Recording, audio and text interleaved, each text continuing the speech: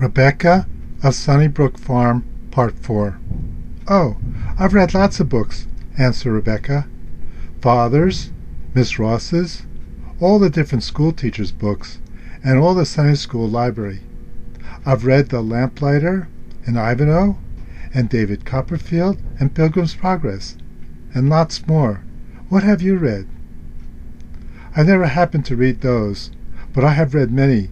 Now I drive along with the almanac and the newspaper. Ah, there's the river again. This is the last long hill, and when we get to the top of it we will see the roofs of Riverboro in the distance. I live about a half a mile beyond the brick house myself." Rebecca's hand stirred nervously in her lap, and she moved in her seat. "I don't think I was going to be afraid," she said, almost under her breath, "but I guess I'm just a little when you say it's coming so near." "Would you go back?"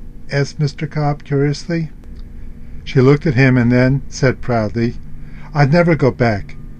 I might be frightened, but I'd be ashamed to run.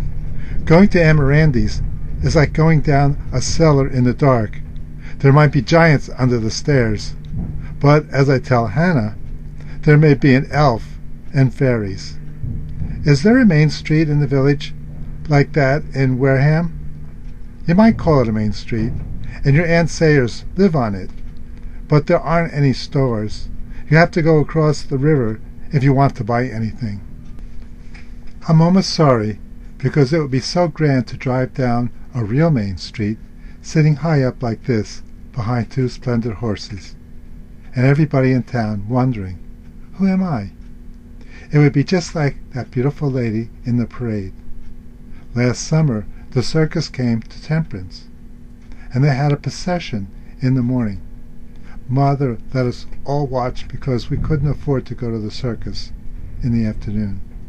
And there were lonely horses and animals in cages, and clowns on horseback.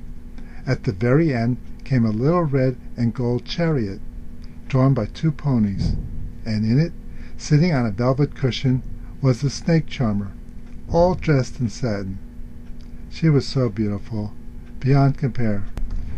Mr. Cobb, you had to swallow lumps in your throat when you looked at her, as little cold feelings crept up and down your back. Do you know what I mean? Did you ever see anybody that made you feel like that?" Mr. Cobb said, "There's no harm, as I can see it, and are making a grand entry in the biggest style we can. I'll take the whip out and drive fast. We'll just make everyone stare at us."